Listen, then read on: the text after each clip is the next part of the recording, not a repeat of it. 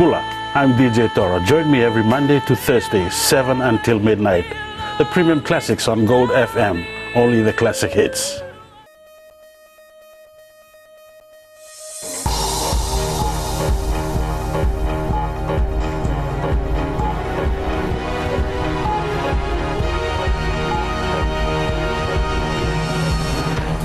In the news tonight, fatal bus fire driver found guilty of 12 counts of manslaughter.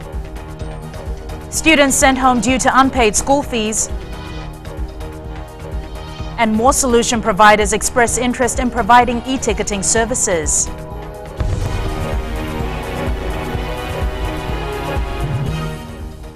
Good evening, I'm Jackie Spate and you're watching FBC News. Kamanieli Tuimavana, the driver of the bus that caught fire and killed 12 people 5 years ago in Singatoka, has been found guilty of all 12 charges of manslaughter. The 3 assessors in the case all delivered a guilty verdict today. High Court Judge Justice Paul Madigan also found Tuimavana guilty. Roland Carroy was in court. In summing up the case this morning, Judge Justice Paul Madigan advised the 3 assessors to focus solely on the evidence produced in court and not be influenced by the events of the disaster. He told the assessors they are judges of facts and there's no room for sympathy in court. The assessors were then told to deliberate on 3 main points. 1. If Tuimavana breached his duty of care. 2. If this breach led to the death of the 12 people. And 3. If his actions were negligent and reckless enough to constitute a criminal offense. Less than 2 hours later, the verdict was given. All found Tuimavana guilty of all charges. In mitigation, Tuimavana's lawyer Gavin O'Driscoll told the High Court Tuimavana was deeply remorseful and that he has to live with what happened for the rest of his life. O'Driscoll says Tuimavana's marriage broke up because of the case. He doesn't have any children and he is taking care of his younger brother who is mentally unstable. DPP lawyer Madonna Fong reminded the court 12 people died in the tragedy, leaving behind distraught family and friends. Tuimavana has been remanded in custody. He will be sentenced at 12 noon tomorrow. Roland Carroy, FBC News. It is alleged that more than 30 students of Lautoka School were sent home today for not paying their school fees. However, the school management says it's not true. Frustrated parents went to the school today claiming their children sat outside in the sun for hours on the first day of the term yesterday because of outstanding school fees. As Christopher Chand reports, the school management denies the allegations. To the government, the Ministry of Education is giving first priority to education. Frustrated and disappointed, parents of these students who attend Gurukul Primary School in Saweni, Lautoka, were told to take their children home because of unpaid fees. We don't have that much income to pay for our children. They came home and were crying. They asked us to come with them. When we came with them, they started telling us to take our children and go home. When I brought my daughter to school, the manager said, take your child home and until you pay your fees, till then don't send her to school. I told him that we have problems. He said he doesn't know that, he only wants the fees. Many of these families struggle to make ends meet, and the alleged decision taken by the school to send them home has embarrassed the students. Treatment they are giving to the small kids, there's something wrong. If they have got any issue, they should call the parents personally and they should talk to them. Not with the kids, they're small kids. When I told the manager, give us some time, but he said he doesn't want to know anything, take your child home. When you have money, then bring your daughter back to school. However, when we approached the school manager, he denied the allegations. But because we wanted the child and the parent to be together, so that the child knows that the father is neglecting them. But you never told them to go home because of fees? No. We did not tell anybody to go home. But you did say that you've sent 2 children. I did send 2 who were yelling at me. The Ministry of Education has advised the school management to stop sending children home and are in talks with them over the issue. Christopher Chand, FBC News.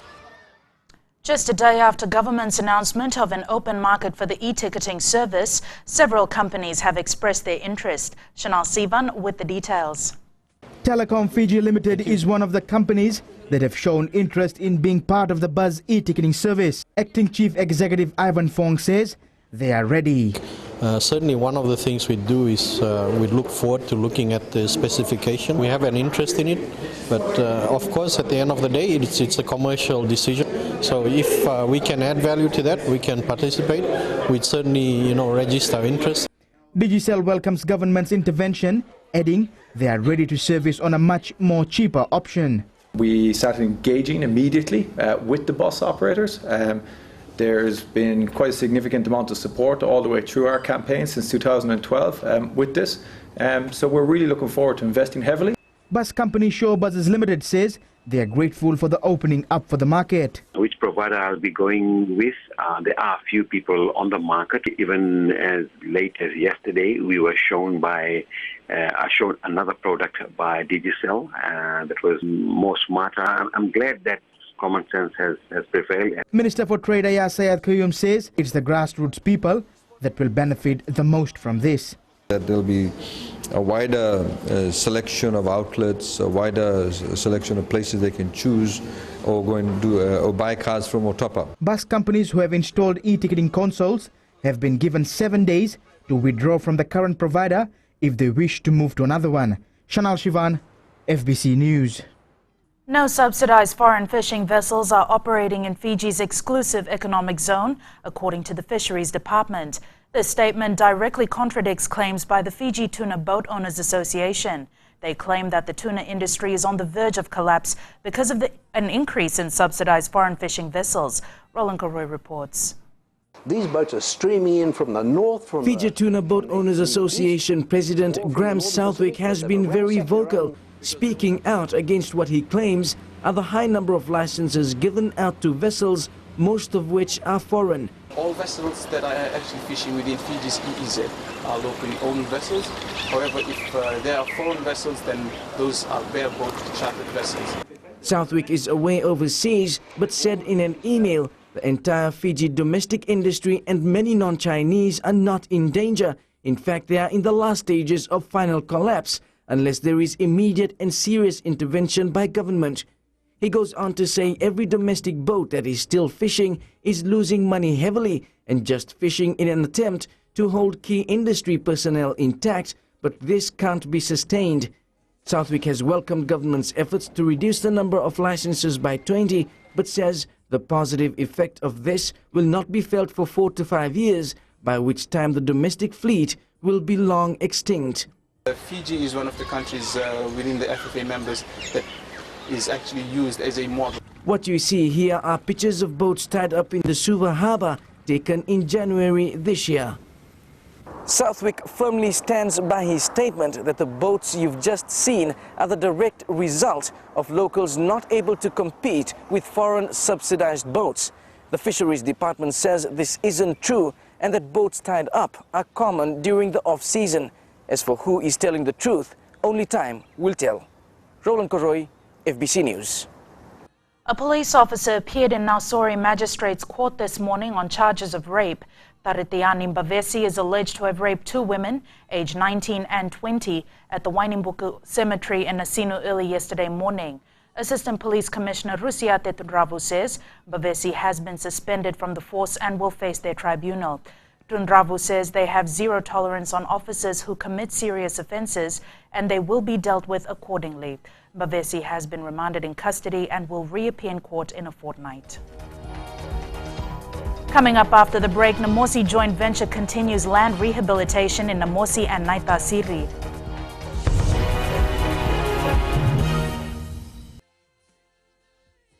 How would you like to spend your morning? You could spend your morning like this.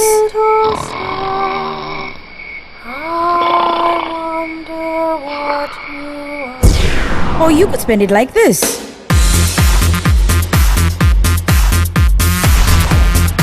Tune in to The Morning Ride every weekday morning from 9 a.m. till 12 p.m. right here on Today FM, Today's Hit Music.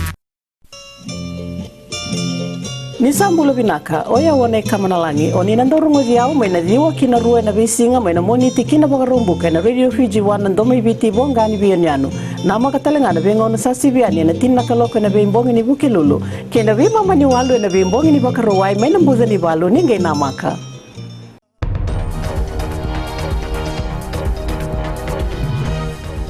Welcome back. You're watching FBC News. Good news for residents of Lami. Telecom Fiji has opened a new internet cafe in the heart of the town. The Minister for Communications, Aisaid Kayum, officially opened the cafe this afternoon. He said the government is pleased that TFL has taken a cue from the initiative to provide internet access to those who are not connected. The Bainimarama government has put on an initiative through the Ministry of Communications to, in fact, get people connected where they're not connected. We have been going around Fiji essentially setting up internet cafes, if you like, of sorts, in schools where people do not have internet connection. We provide computers, we provide webcams, we provide scanners, we provide internet connection for free. This is the second such internet cafe owned and run by TFL in the country. The Namazi joint venture, which hopes to mine copper and gold in Namazi and Naitasiri, continues with its land rehabilitation in the area. The current goal is to rehabilitate and restore the disturbed land area as a result of the company's prospecting and provide income for local residents as well. Epeli Tukwasa reports. As part of the NJV's rehabilitation program, a $70,000 nursery was opened today at Nasiawo village in Waindina. The nursery is able to provide an alternative livelihood for the villagers. So not only can they provide plants to NJV for our rehabilitation programs, which are ongoing, but also can generate income as they sell the plants. The rehabilitation program has seen an increased demand for native tree and plant species. One part of government initiative too, and also it's a government intent to preserve the natural resources in terms of the forestry that we witnessed this month. While villagers from Delela Sakau and Nasiawo still have concerns about mining and its eventual effect on the environment, they are happy with the rehabilitation work. This will really benefit us and our future generation. So we have decided that we will really commit ourselves to this rehabilitation work for the benefit of our future generation. We are really happy with what NJV has been doing to us. It has really assisted in our development, not only for us, but for our children as well. There is some profit in this for local residents. The local community will run the nursery, and the plant seedling they will grow will be purchased from the NJV for its land rehabilitation program. Epeli Tuguasa, FBC News. A temporary bridge on Fletcher Road in Vatuanga, Suva was open to traffic today. The single-lane Bailey Bridge was built in 4 weeks. It will remain in use until a new bridge is constructed. Fiji Roads Authority CEO Neil Cook says vehicles with illegal load will be allowed across the bridge. The old bridge was closed months ago after major defects were discovered. PALL Coachworks in Walubay has shown it is a leader when it comes to hiring the disabled. The company employs 8 handicapped workers, some of them for decades, and will hire more. Akasita Tale has the story. He started his work at Walubay back in 1988, and 25 years later, he shares his skills and knowledge with others. The work here has been very good, and I'm glad that I was able to learn what I've learned working here, and it has enabled me to teach the younger deaf workers how to put the buses together, how to put the floorboards together in the bus. Silverbowl resident Paula Ranatawake is thankful to the company for employing him so he could put food on his family's table for the past 20 years. Working here, the wages was pretty good. We receive equal wages to our hearing workers, and working here has helped me support my family. Sireli Nasirua says it was a difficult road, but with the help of his colleagues, he has reasons to smile today. It's important to also give opportunities for deaf people to work. Like for me here, the opportunity for me to work has been really good. I've learned new skills such as welding, and because communication, I was able to have access to communication, I'm able to learn new things. Plans are already in the pipeline to employ more physically disabled staff who show a stronger dedication to their work than many regular employees. Despite their weaknesses being they can't talk or listen, we provide them on-job trainings, and with the welding skills they have, we work very closely with them. We give them the all due respect. PALL Coachworks is also encouraging other organizations to take up this initiative as it will give them an opportunity to work. Aksi Tatale, FBC News. We've reached that time again. Jamie's here and he is here. Hugh, you're here to tell us, about our Sevens team which arrived back this morning. That's right, Jackie. We have all the latest from the Sevens camp as the focus now shifts to the World Cup. Also coming up, we get to speak to an All Blacks legend. Stay with us for that and more.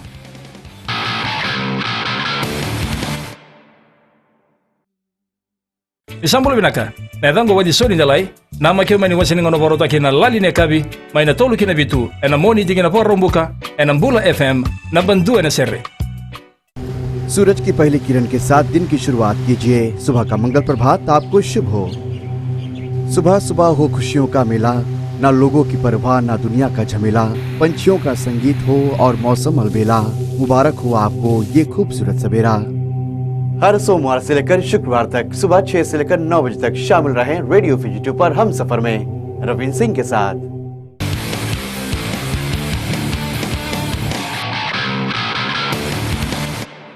Welcome back. You're watching FBC Sports.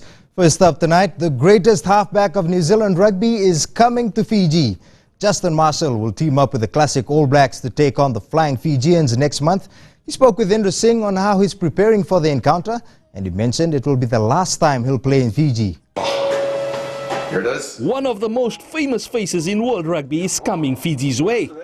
And he is no stranger to international rugby, having played 81 test matches for the All Blacks. I don't know whether or not I'm excited about it. I think I must be crazy.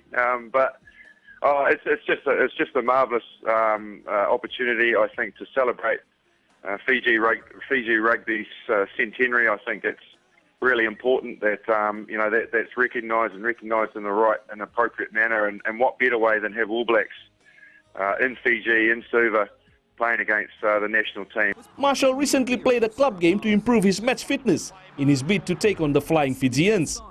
This shows his seriousness about this match. I only played the game of rugby so that I could get myself some match fitness for the game in Fiji. So I'm still okay. My body's still functional. I'm not as young and as sprightly as what I used to be, but I really enjoyed getting out there on the rugby field. But basically, it was a form of a training run for my big match in Suva. His partnership with Carlos Spencer will be something to look forward to at the ANZ Stadium. He says while the two are the key, there are many other good players who will form the classic AB's lineup. Marshall has played only once before in Fiji and believes this will be his last ever outing in our country as a rugby player. And together with that, it will be our last chance to see one of the greatest halfbacks in recent time in action in our very own country. Indra Singh, FBC Sports.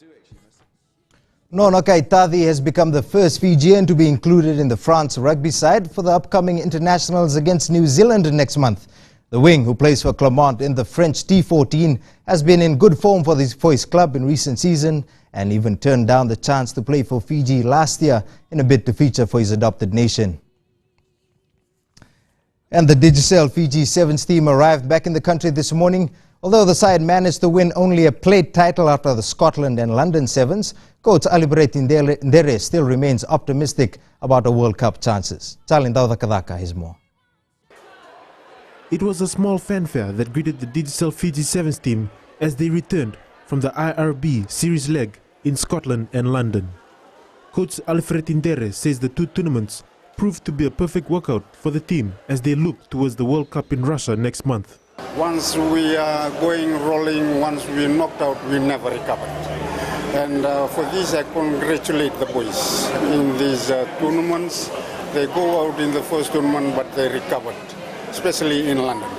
So they lose in the first game, they came back in the next two games, and that's what really makes this last tournament a perfect start for the preparation for the World Cup. A training squad will be announced this week before preparations begin for the World Cup. We'll march into camp next week on the 21st. One player that is sure to be named in the squad is Metusela Talimbula, who was among fans at Nandi Airport to greet the team. Talendau the Kavak, FBC Sports.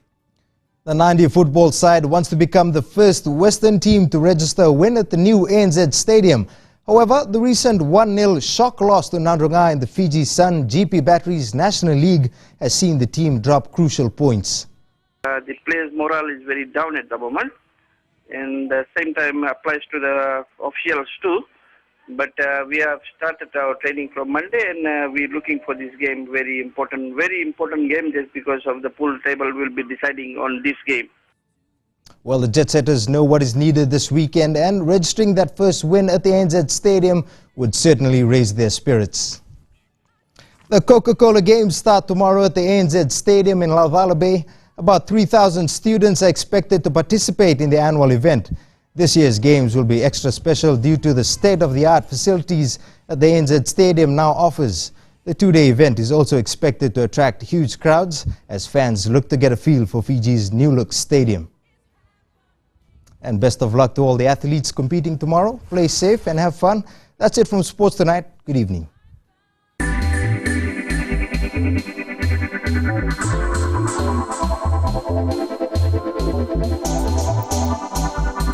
A prominent resort along the Coral Coast will undergo a $7 million refurbishment to give it a more modern look. The Warwick Fiji Resort and Spa has launched the start of renovations as part of its major project this year. Christopher Chand reports. It's the start of a new era for the resort, building on its business in one of the most competitive environments for hotels these days. Well, we could see that tourism is one of the main drive for the economy in Fiji, and we would like to contribute to that. The refurbishment will take 6 months to complete. All its 250 rooms will get a major facelift. This is a sign of their commitment towards the tourism industry. Important is that we like to lift up the standard, the image, so that we could meet the clientele or the guest expectation. Once completed, the rooms will look like this. The Warwick and its sister hotel Toka Toka are undergoing changes with the Naviti and Tambua sands earmarked for next year. We support local products, local talents. The timber, as you can see, they're all mahogany, which, and also the painting is actually from the yellow ribbon. I think yellow ribbon is something that is give the image a second chance, and that is how we would like to support the community. The Warwick was built in 1979. It's one of the longest serving hotels along the Coral Coast. Christopher Chand, FBC News.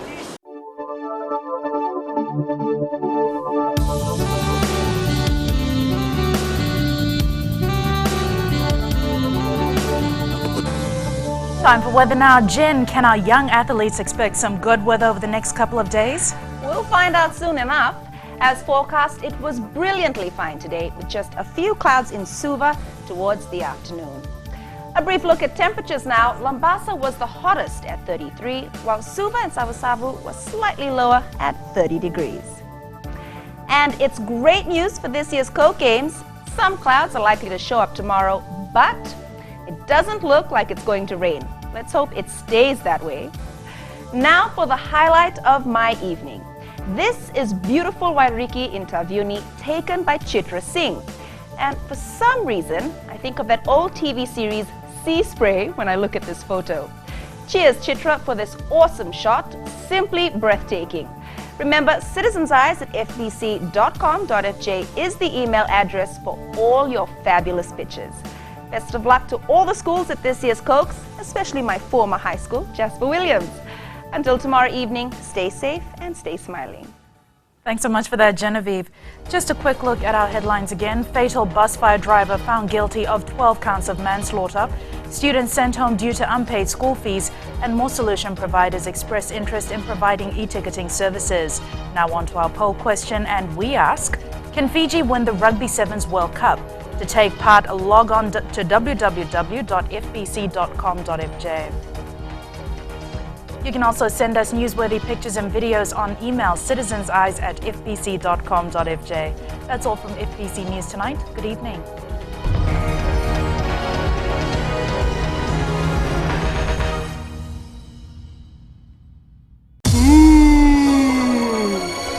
आपकी शादी होने वाली है, 5 बच्चे होंगे। 5 हाय, मैं हूँ आपकी सहेली वेणु। सुनते रहिए मिर्ची FM। मैं हूँ ना 9 से 12 बजे तक।